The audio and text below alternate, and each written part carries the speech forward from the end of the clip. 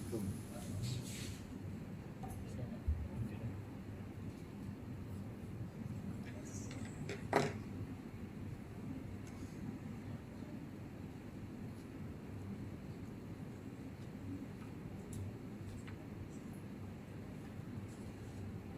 Assalamualaikum warahmatullahi wabarakatuh. Bismillahirrahmanirrahim. Innal hamdalillah nahmaduhu wa nasta'inuhu wa nastahdihi wa nastaghfiruh wa na'udzu billahi min shururi anfusina wa min sayyiati a'malina. من يهده الله فلا مضل له ومن يضلله فلا هادي له أشهد أن لا إله إلا الله وحده لا شريك له وأشهد أن سيدنا محمدا عبده ورسوله اللهم صل وسلم وبارك على حبيبنا وسيدنا محمد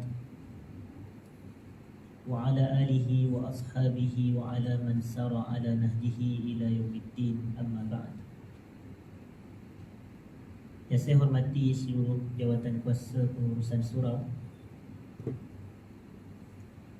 muslimin dan muslimat sidang jemaah, para pecinta ilmu yang dirahmati Allah sekalian. Pertamanya, alhamdulillah, kita rafa'kan syukur kepada Allah Subhanahu wa taala. Pada malam ini kita dapat sekali lagi berkumpul bagi kita meneruskan majlis pengajian bulanan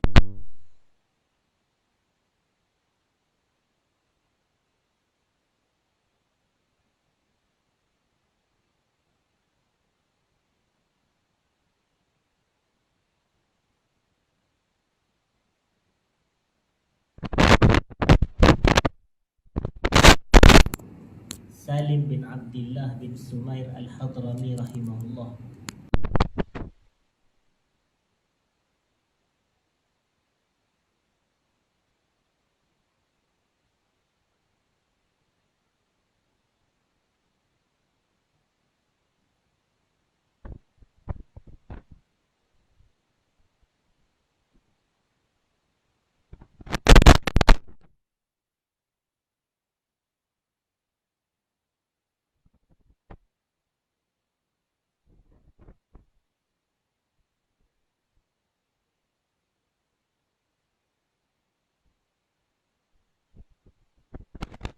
Muka surat yang ke-9. Muka surat yang ke-9. Kita akan memasuki perbahasan yang baharu, sebagaimana yang disebut oleh penulis kitab kita rahimahullah ta'ala, Faslun fi bayani ahkamin niyyati wat tartib.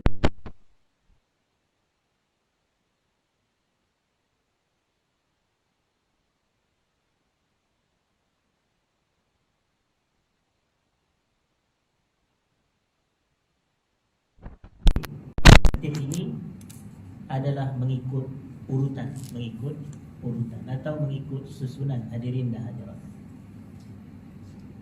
Disebut di sini oleh penulis kitab kita, an-niyatu, niat itu maksudnya ialah qasdu syai' muqtarinan bi fi'li.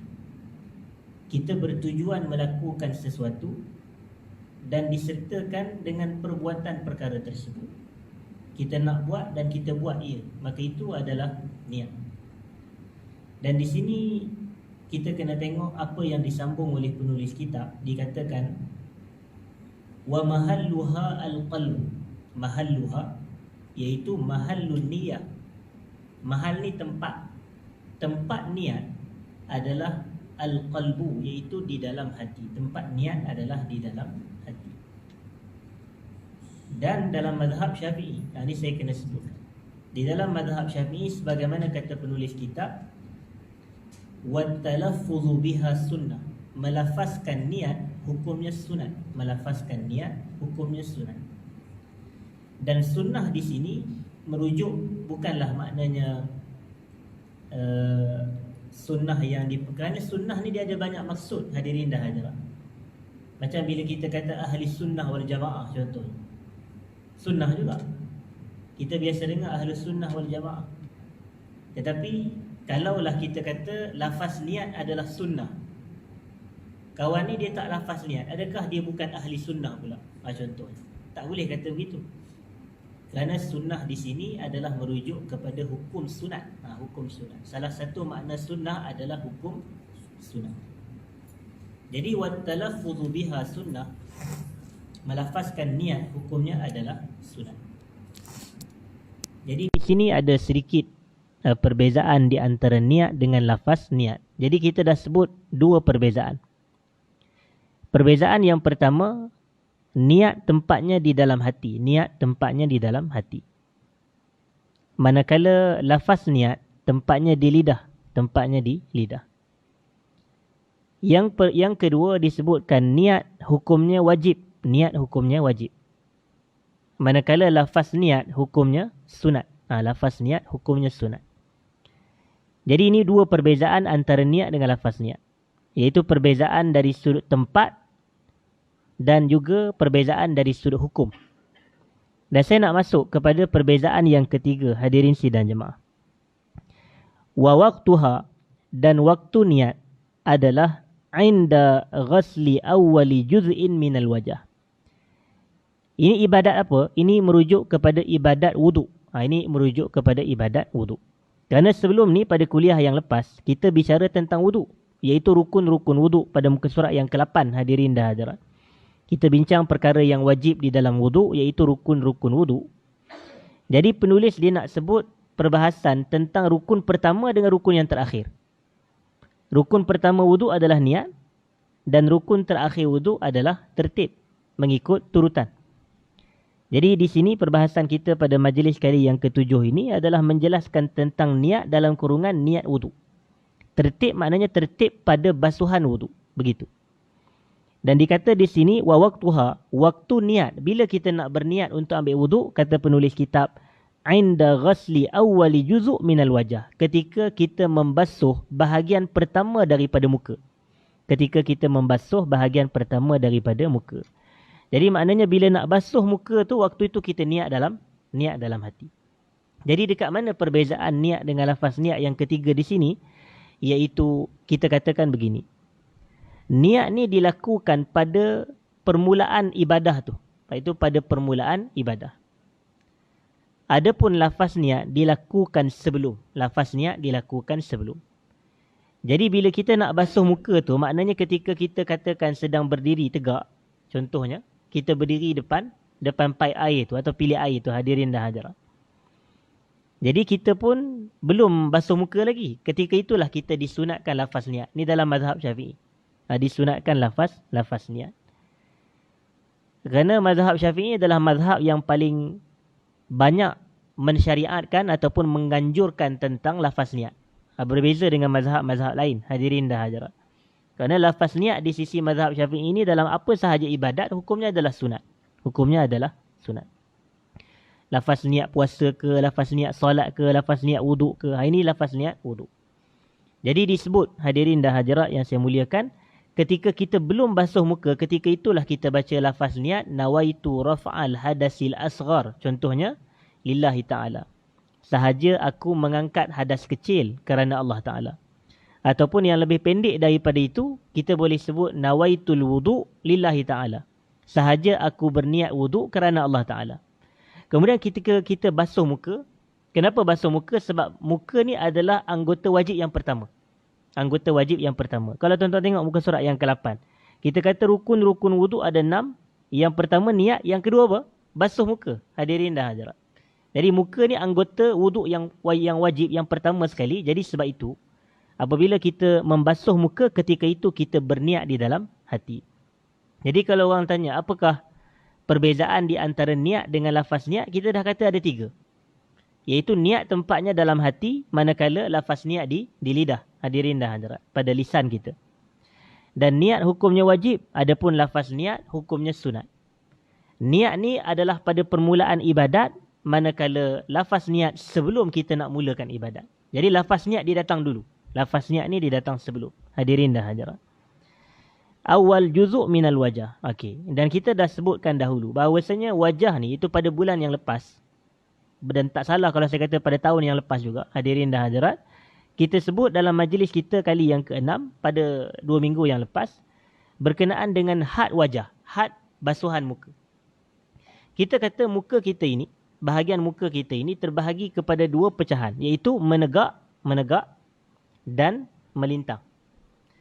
Dan saya sebut menegak ni haknya adalah daripada manbatis sya'ar, tempat tumbuhnya rambut. Tempat tumbuhnya rambut. Mana-mana tempat ni bahagian muka lagi. Maknanya bahagian tempat tumbuhnya rambut sehinggalah kepada muntaha al-lahyain, iaitu sehingga kepada bahagian dagu kita, sehingga bahagian dagu kita. Jadi disebutkan ataupun sehingga kepada bahagian az-zaqan. Zaqan ni dagu, hadirin dan hadirat. Jadi daripada tempat tumbuh rambut sehingga kepada hujung dagu. Yang ni adalah had muka menegak. Jadi yang ni semua ni wajib dibasuh, wajib kena air.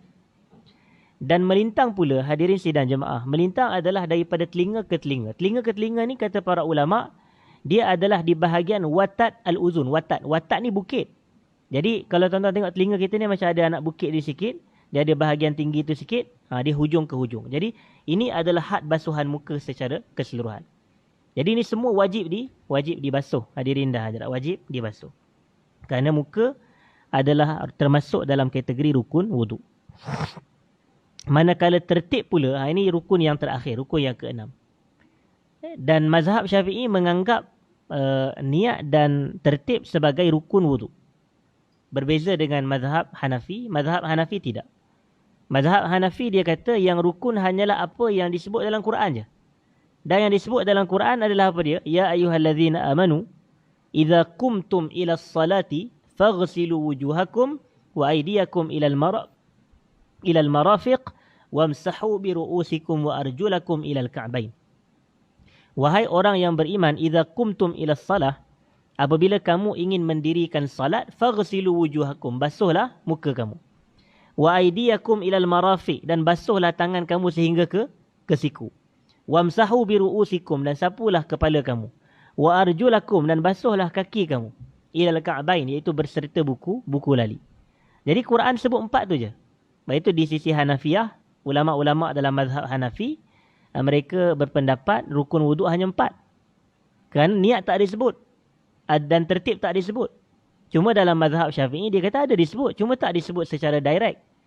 Sebagai contoh, bila Allah kata faghsilu wujuhakum, wuduk adalah ibadat. Maka ibadat berhajat kepada niat. Berdalilkan hadis Nabi SAW, innamal a'malu bin niat wa innamal likulli imri'in ma nawa. Dan siap konteks dalam ayat Quran tersebut, Allah sebut satu-satu, maknanya faghsilu wujuhakum wa aydiyakum ilal marafiq wamsahu bi ru'usikum. Jadi itu adalah isyarat kepada tertib, Sebab Allah sebut basuhlah muka kamu, kemudian tangan kamu, kemudian kepala, kemudian kaki. Jadi itu isyarat kepada tertib. Jadi apabila ada isyarat kepada tertib, maka tertib itu juga hukumnya wajib. Baik itu dalam mazhab Syafi'i ia dimasukkan dalam kategori furudul wuduk, perkara wajib di dalam wuduk. Jadi apa makna tertib? Tertib ni adalah alla yuqaddima udwan ala udu. Kita tidak mendahulukan satu anggota ke atas anggota yang lain. Contohnya bila disebutkan muka dulu kan, maka tak boleh kita dahulukan basuh tangan dulu, kemudian baru basuh muka. Ini tak boleh. Kalau ambil wuduk macam tu, wuduk kita tidak sah kerana kita ada kecacatan atau kerosakan pada rukun. Ini ada masalah pada rukun. Jadi tak boleh kita ambil wuduk basuh kaki dulu, kemudian baru basuh kepala, kemudian baru basuh tangan, kemudian baru basuh muka, dia terbalik pula. Jadi yang wajib adalah ikut tertib, ikut turutan yang Allah Ta'ala sebutkan dalam Quran, iaitu muka, tangan, kepala, kaki. Muka, tangan, kepala, kaki. Jadi tak boleh kita mendahulukan satu anggota ke atas anggota yang lain, hadirin dan hadirat. Selesai perbahasan niat, kita nak melihat pula kepada muka surat yang ke-10, hadirin dan hadirat. Perbahasan yang baharu, selesai berkenaan dengan niat, rukun-rukun niat, dan kupasan berkenaan dengan rukun yang pertama daripada rukun-rukun wuduk maksud saya, iaitu niat dan juga tertib. Yang berikutnya, hadirin dan hadirat, adalah faslun fi aqsamil ma'. Faslun fi aqsami al-ma'. Fasal berkenaan dengan pembahagian air. Maknanya air ni pun rupanya ada pecahan dan bahagian yang tersendiri. Maknanya bukanlah semua air itu berada pada satu jenis yang sama je. Tak. Maknanya air pun ada jenis-jenis dia, ada bahagian-bahagian dia yang membezakan antara satu dengan yang lain.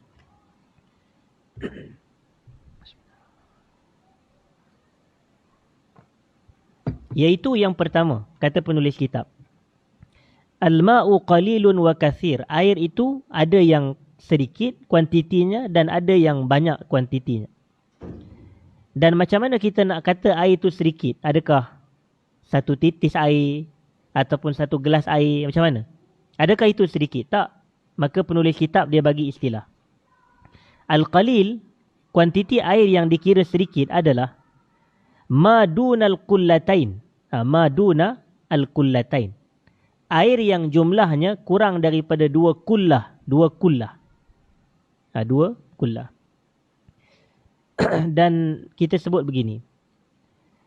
2 sebutan yang betul adalah 2 kullah. Saya tak pasti kenapa orang kita terjemah 2 qalah. Hadirin dan hadirat. Ini pun dalam terjemahan ni pun 2 qalah. Sebab qalah ni dalam bahasa Melayu, dia ada suatu benda yang khusus tak? Dia adalah suatu istilah khas, betul tak? Qalah ni macam qalah yang segi 4 yang besar tu di surau, di masjid. Itu qalah. Tapi, kalau qalah tu, satu qalah tu, itu lebih daripada 2 kullah. Nanti orang kita salah faham kalau kita duk sebut 2 qalah. Nanti kita pergi ke surau tu, kita kata, surau ni tak ada 2 qalah, dia ada 1 qalah je, tak cukup ni. Orang kita keliru. Padahal 1 qalah dia tu lebih daripada 2 kullah. Dia istilah dia kullah bukan qalah. Dalam bahasa Arab tengok sebutan dia duna al-kullatain, kullah. Dan kullah ni dia bukannya benda, dia adalah isi padu air. Hadirin dan hadirat, dia adalah isi padu air. Jadi dia adalah orang kata lebih daripada 170 liter. 170 liter. Hadirin dan hadirat. Ataupun 190 liter. Dan ini khilaf para ulama. Tapi kita, maknanya kuantiti air yang macam kalau tangki, kalau macam tuan-tuan tengok, ada tangki atas rumah kita ke, ataupun kolah yang ada di masjid ke, di surau, itu memang kuantiti isi padu airnya telah melebihi ratusan liter, hadirin sidang jemaah. Maka yang tu telah memadai dan mencukupi. Dan itu maknanya air itu adalah sedikit. Dan dia ada implikasi, kalau air itu sedikit dia ada kesan. Berbeza dengan air yang banyak. Dan kata penulis kitab, wal kasir, dan jumlah air yang banyak adalah kullatani fa aksar. 2 kullah ke atas. 2 kullah ke atas. Begitu. Hadirin dan hadirat. Jadi apa kesan dia? Saya kata ada kesan yang membezakan. Dia kata begini. Al-qalil, kalau air itu bawah daripada 2 kullah, yatanajjasu biwuqu'in najasah. Maka dia akan menjadi najis sekiranya masuk najis ke dalam air tersebut. Kita ambil contohlah, kita punya air mineral yang ada kat tangan saya ni. Katalah air mineral ni berapa dia punya liter dia, isi padu. Dia kata 300 ml. 300 ml. Maknanya dalam 0.3 liter. Hadirin sidang, 0.3 liter. Jadi ini memang tak cukup 2 kullah lah. Hadirin 1 kullah pun tak cukup. Jadi bila kita kata tak cukup, maka katalah masuk darah dalam ni. Darah adalah najis. Jadi bila darah masuk dalam ni, maka air ni menjadi mutanajis. Walaupun dia kata di sini, tengok, kata penulis kitab, wa illam yataghayyar. Sekalipun air itu tak berubah pun. Tuan-tuan tengok terjemahnya. Maka air yang sedikit akan menjadi najis disebabkan terjatuh najis ke dalamnya walaupun ia tidak berubah. Iaitu walaupun air tidak berubah. Maknanya katalah darah masuk dalam ni, darah adalah najis walaupun air itu tak berubah. Tapi oleh kerana kuantiti air adalah sedikit, maka dia dianggap sebagai mutanajis. Sebagai mutanajis, hadirin sidang jemaah. Adapun berbeza dengan air yang banyak, air yang lebih kuantitinya daripada 2 kullah. Wal ma'ul kasir, dan air yang banyak, la yatanajjas, maka dia tidak akan menjadi najis sekiranya najis masuk ke dalam air tersebut. Tetapi ada pengecualian, illa, kecuali idza taghayyara ta'mu, apabila air itu rasa dia berubah. Rasa dia tak rasa air mutlak. Au launu, warna dia berubah. Warna dia pun dah bukan warna air mutlak. Au rihu, ataupun bau dia pun dah berubah. Kita kata air, contoh yang paling mudah kalau air itu kuantiti dia banyak, adalah air kolam renang kita. Kalau rumah kita ada kolam renang, swimming pool sebagai contoh. Selain daripada air sungai lah, air sungai, air laut tu memang lebih daripada 2 kullah. Jadi sebab itu kalau orang tanya, ustaz, apa hukum kalau saya kencing dalam air laut? Dia kata, Adakah akan menajiskan air laut? Sebab air kencing manusia najis ke tidak? Air kencing manusia najis. Jadi saya pun jawablah. Kita kata air kencing manusia, kalau kita kencing dalam air tersebut, dalam laut, dia tidak menajiskan air laut. Jadi yang dia faham, kira macam tu, bolehlah saya kencing Ustaz. Dia bukan isu boleh kencing. Isunya janganlah buat benda-benda yang tak berfaedah. Hadirin dan hadirat, tambah-tambah orang nak snorkeling. Orang bukan nak rasa kencing kita. Jadi sebab itu, apatah lagi isu buang air besar, hadirin dan hadirat. Dia nak snorkeling, nak tengok ikan, lah ikan lain keluar. Jadi sebab itu kadang-kadang kita kena hati-hati. Walaupun dari sudut adakah ia menajiskan air, dia tidak menajiskan air. Maknanya air kencing manusia adalah najis mutawassitah. Najis manusia adalah najis mutawassitah. Tapi oleh kerana air laut ni kuantitinya lebih daripada 2 kullah, maka walaupun kita kencing dalam tu, kita buang air besar dalam tu, air laut kekal suci dan menyucikan. Air laut kekal suci dan menyucikan. Jadi sama juga istilah dengan isu ni. Isu orang nak mandi sungai, pergi buang air kecil pasal apa dia? Kecuali kalau memang sungai tu tak ada orang, itu tak apalah. Sebab lagi pun air sungai mengalir. Yang larangan hanyalah pada air yang tidak mengalir sahaja. Ada hadis yang mana disebutkan oleh para sahabat, nahan Nabi sallallahu alaihi wasallam anil bauli fil ma'ir rakid. Nabi melarang kita kencing dalam air yang bertakung, air yang tak mengalir. Maknanya kalau air tu mengalir tak ada larangan lah. Macam air sungai mengalir, ini tak ada larangan lah. Cumanya tak digalakkan. Sebab boleh jadi menyebabkan orang lain, kalau boleh menyakiti orang lain untuk umpamanya. Hadirin dan hadirat. Jadi berbalik kepada isu kita tadi, maknanya kalau air sungai, orang kencing dalam tu, atau orang buang najis dalam tu, atau orang kata letak apa nama najis macam-macam lah, hadirin dan hadirat. Tapi air sungai tak berubah pun warna, tak berubah pun rasa, tak berubah pun bau. Warna, rasa dan bau ni disebutkan sebagai sifat air. Disebutkan sebagai sifat air. Jadi maksudnya di sini, air yang kuantitinya banyak tidak akan menjadi najis dengan masuknya najis, kecuali jika berubah salah satu daripada sifat air. Begitu. Kecuali jika berubah salah satu daripada sifat air. Apa dia sifat air yang 3? Yang pertama warna, yang kedua bau, yang ketiga rasa. Jadi disebut di sini, hadirin sidang jemaah, kecuali kalau berubah. Maknanya kalau tak berubah, air itu kekal suci walaupun najis masuk. Tapi kalau berubah warna, bau, rasa, maka dia walaupun kuantitinya lebih 2 kullah, maka dia adalah bernajis.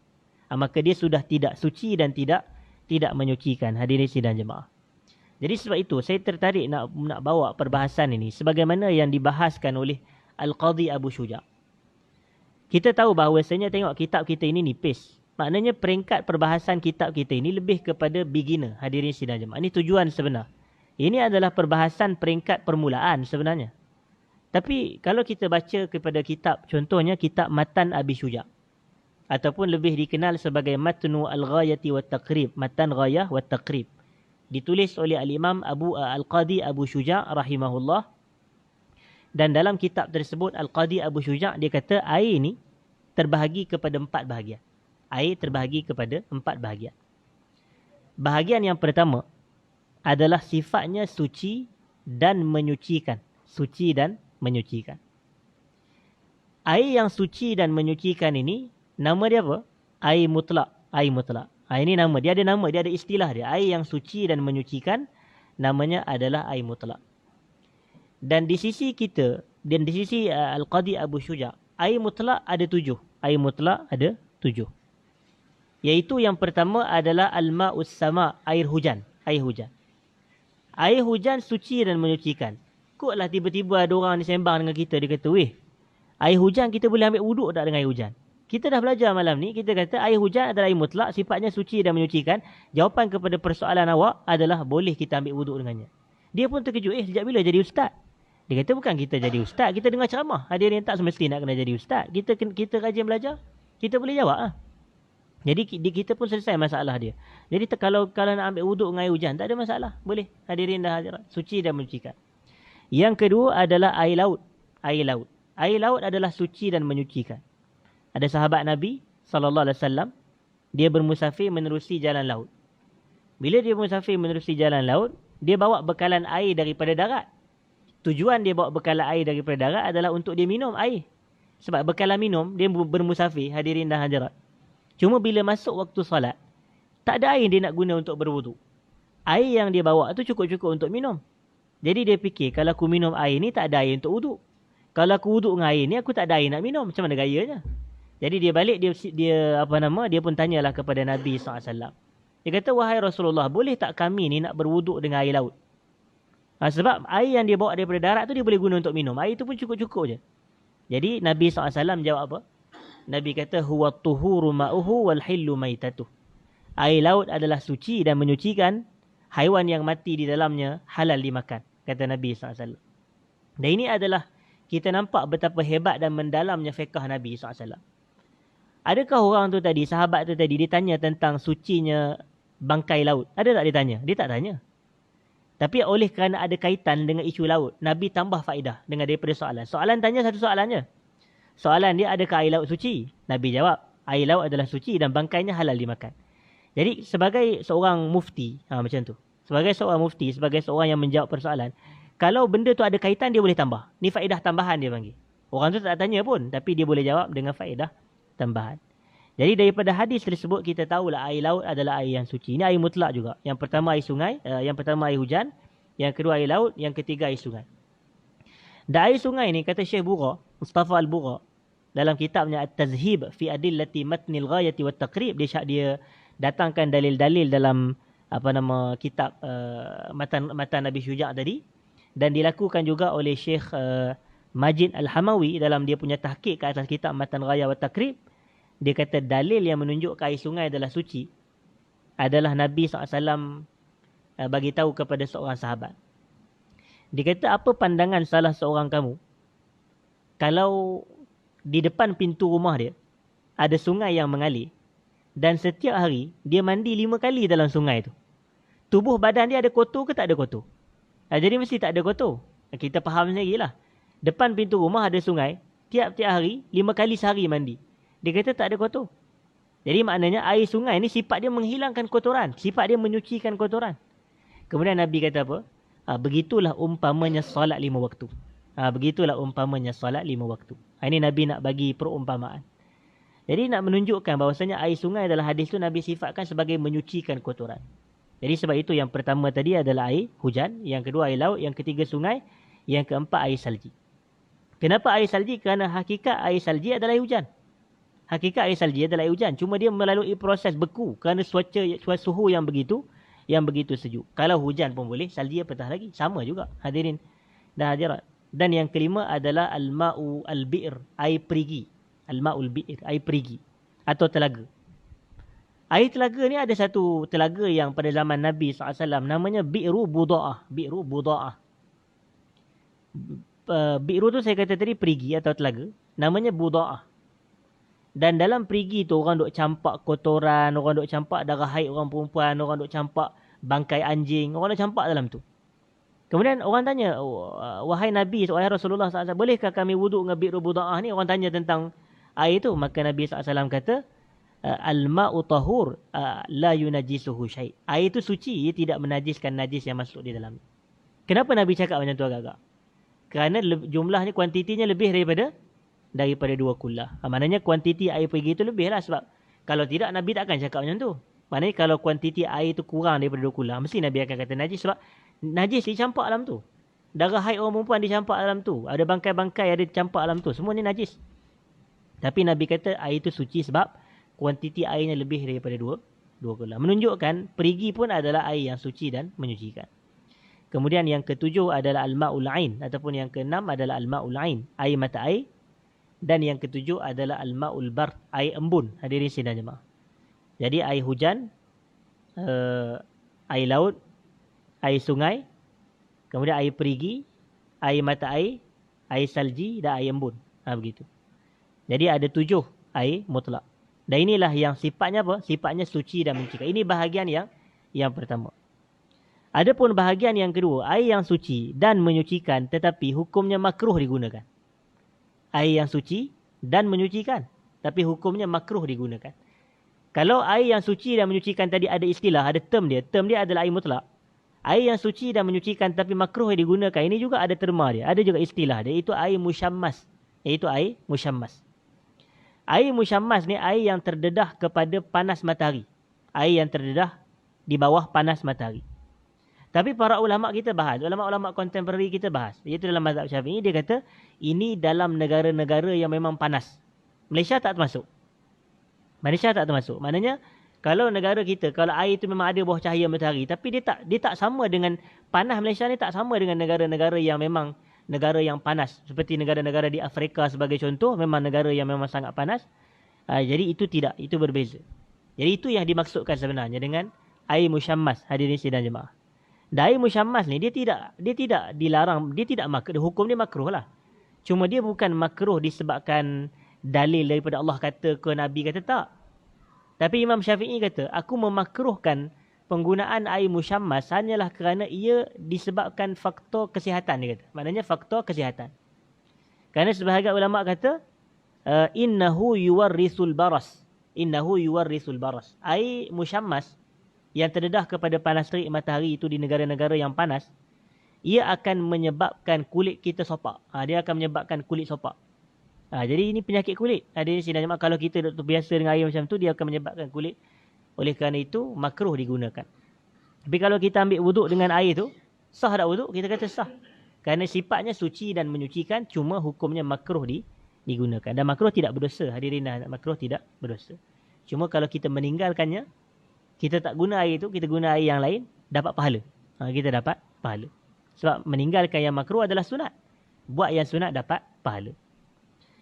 Bahagian yang ketiga adalah air yang suci tetapi tidak menyucikan. Ini bahagian air yang ketiga. Suci tetapi tidak menyucikan.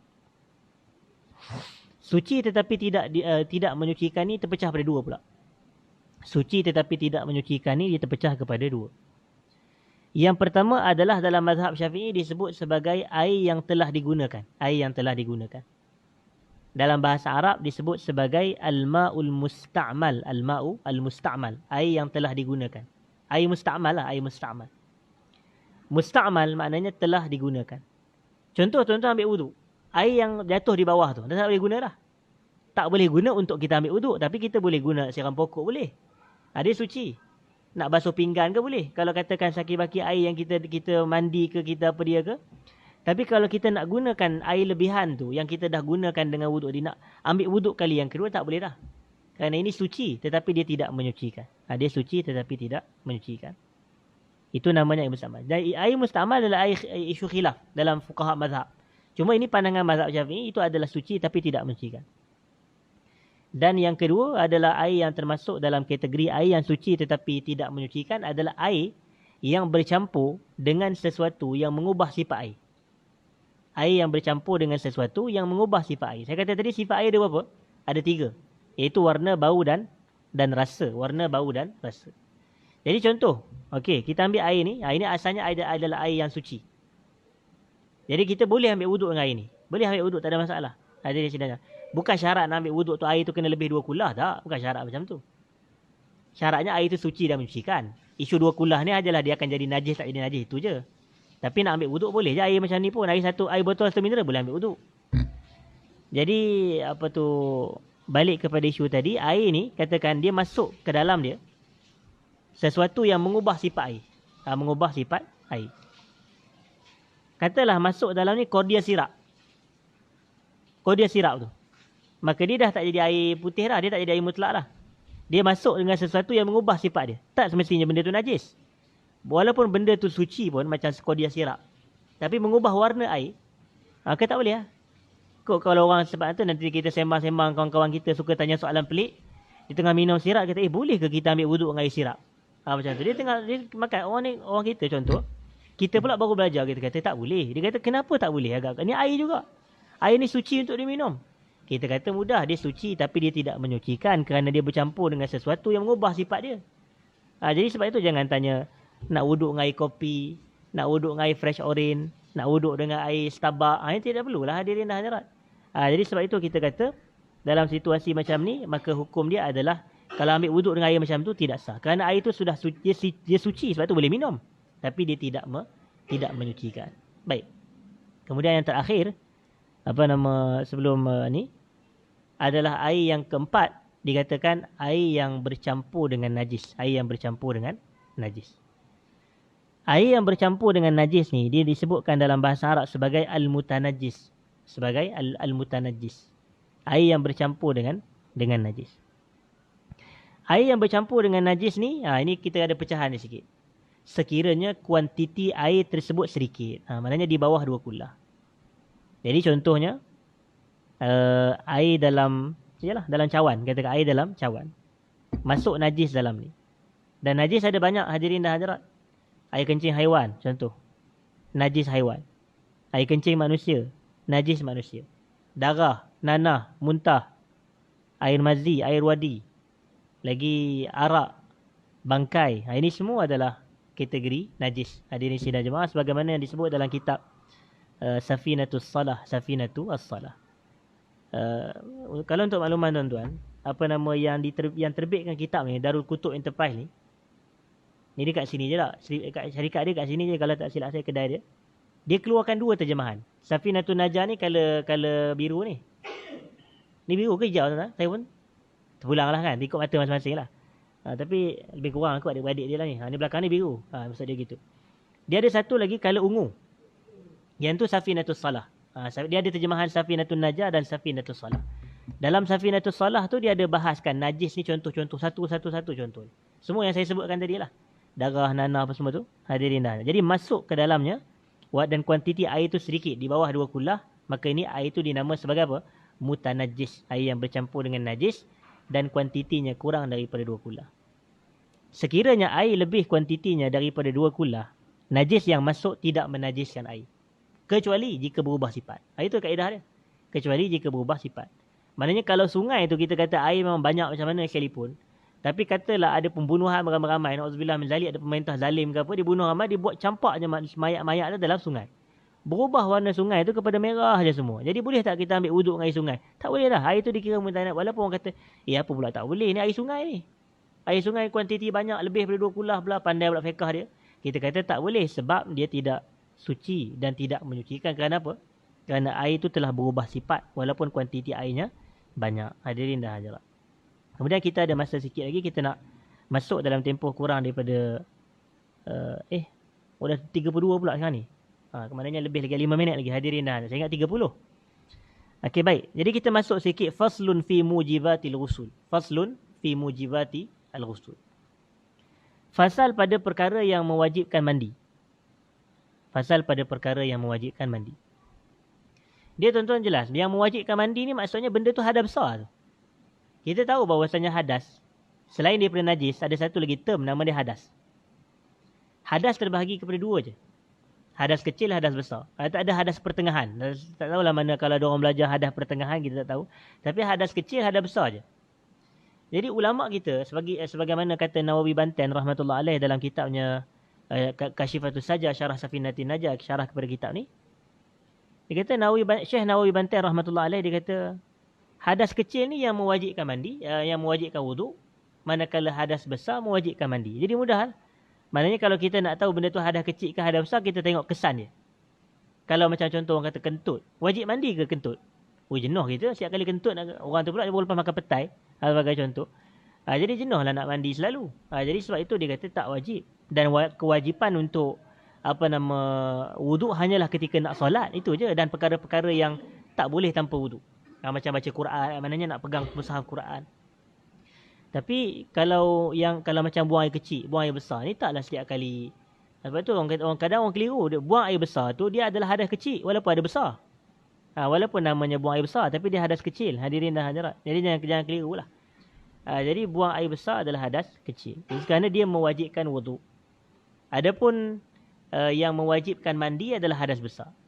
Jadi penulis kitab ni dia nak bagi tahu apakah perkara-perkara yang menyebabkan kita ni wajib mandi. Kerana mandi ni hukum asalnya apa? Hukum asalnya harus. Mandi ni bukan hukum asalnya wajib ke, bukan hukum asalnya sunat. Kecuali yang ada dalil. Macam contoh yang sunat mandi ni seperti sunat mandi hari Jumaat. Begitu. Itu sunat lah. Nak pergi semayang raya ke, nak pergi semayang istisqa ke. Ini disunatkan untuk kita mandi. Tapi kalau semata-mata macam kita duduk mandi dalam sehari, yang kita duduk mandi hari ni, apa semua, harus apa semua. Kadang orang kita ni tak faham bila kita kata dah mandi dah hari ni. Apa hukum mandi? Kita wajib. Itulah itu mandi lain. Tapi kita kata kalau dia nak mandi hari-hari takkan mandi wajib. Tapi dia mandi yang hukum dia harus. Hadirin sidang jemaah. Jadi dikata di sini sebabnya ada beberapa sebab. Dan disebutkan ada 6 sebab. Dan 6 sebab ni dia mencakupi lelaki dan perempuan. Hanya 3 yang khusus kepada orang perempuan. Adapun 3 yang berbaki itu bercampur lelaki dan perempuan. Jadi sebab yang pertama kata penulis kitab, ilajul hasyafah fil farash. Ilajul hasyafah fil farj. Masuknya bahagian muncung atau bahagian hadapan kemaluan lelaki ke dalam farash, kemaluan orang perempuan. Tapi tuan-tuan kena tengok, dalam bahasa Arab dia panggil al-farj. Ra tu baris mati. Ra tu baris mati. Kerana kalau ra tu baris atas, dia jadi farash. Dalam bahasa Arab, farash tu maknanya kelapangan. Itu maknanya kelapangan. Maknanya kesulitan. Maknanya kita selamat, maknanya kalau macam ya Allahumma apa ya mufarriju farrij anna humumana ya hayyu qayyum, kan kita doa dalam doa surah Yasin ke apa ya mufarriju farrij ya mufarriju farrij anna humumana. Jadi jangan orang kita nak fikir ini farash apa pula. Itu masuk ni farash lain. Betul, jangan salah faham. Dia dalam bahasa Arab ni berbeza baris, dia boleh buat beza maksud. Ejaan sama, hadirin dan hadirat. Ra ni dengan fa ra jim. Kalau kemaluan orang perempuan, ra tu mati. Tuan-tuan kena ingat, ra tu mati, itu kemaluan. Tapi kalau ra baris atas, yang tu maknanya adalah orang kata apa? Dilapangkan urusan, dipermudahkan urusan, itu makna dia. Sebab itu ada ulama-ulama kita disebut sebagai Abu Al-Farash. Abul Farash, contohnya Ibnul Jauzi yang kita biasa dengar nama Ibnul Jauzi, Al-Hafiz Ibnul Jauzi, meninggal pada tahun 597 Hijrah. Yang tulis kitab Talbis Iblis, yang tulis kitab Al-Mawdu'at, yang tulis kitab-kitab yang besar Al-Bahrud Dumu' dan seumpamanya. Jadi nama dia Abul Farash Ibnul Jauzi. Jadi orang kita nanti orang kata kenapa pula ni bahasa-bahasa sensitif pula ni, kata kita baca kitab yang tak faham. Jadi sebab itu kita kena faham. Hadirin, begitu juga satu lagi ulama yang besar namanya Ibnu Rajab Al-Hambali. Ibnu Rajab Al-Hambali rahmatullah alaih yang meninggal pada tahun 795 Hijrah, tulis kitab Lataiful Ma'arif, tulis kitab Jami' Ulum wal Hikam dan seumpamanya lagi, Fathul Bari dan seumpamanya. Dia pun kunyah dia adalah Abul Farash juga. Dia lebih kurang sama je dengan Ibnul Jauzi. Kunyah dia adalah Abul Farash. Jadi dia kata fil farash, farash di sini ra tu baris mati, jadi merujuk kepada kemaluan orang perempuan. Jadi dalam kitab-kitab yang lain disebut sebagai iltiqa'u al-khitanain, bertemunya dua khitan. Bertemunya dua khitan tu maknanya bertemunya dua tempat yang wajib khatan. Iaitu wajib bagi lelaki, tidak bagi perempuan. Cuma disunatkan bagi orang perempuan dan sebahagian mazhab, hadirin dan hadirat. Cumanya tempat bertemunya dua kemaluan. Maknanya apabila bertemunya dua kemaluan, tempat maksudnya tempat khatan, apabila bertemunya dua kemaluan, maka ini mewajibkan mandi. Kaedah ni penting. Bertemu dua kemaluan mewajibkan mandi sekalipun tidak keluar air mani. Dalam apa nama kitab-kitab lain disebut yang ni satu perkataan. Tapi dalam kitab-kitab yang lain maknanya al-jima' lah. Maknanya itu bahasa yang paling mudah. Maknanya hubungan suami isteri. Maknanya sama ada hubungan itu hubungan halal atau hubungan haram, na'udzubillah min zalik. Jadi ia tetap mewajibkan mandi. Maknanya kalau ada orang berzina, na'udzubillah min zalik, wajib tak mandi? Kita kata wajib juga mandi kerana orang kata bertemunya dua kemaluan. Jadi selesai perbahasan kita, hadirin dan hadirat. Tuan-tuan kena ingat, catat di situ. InsyaAllah kita masuk pada noktah yang kedua pada kuliah akan datang. Memadai sekadar itu, hadirin dan hadirat, saya minta maaf jika ada salah dan silap. Aku lu qawli hadza wa astaghfirullahal azim li wa lakum. Assalamualaikum warahmatullahi wabarakatuh.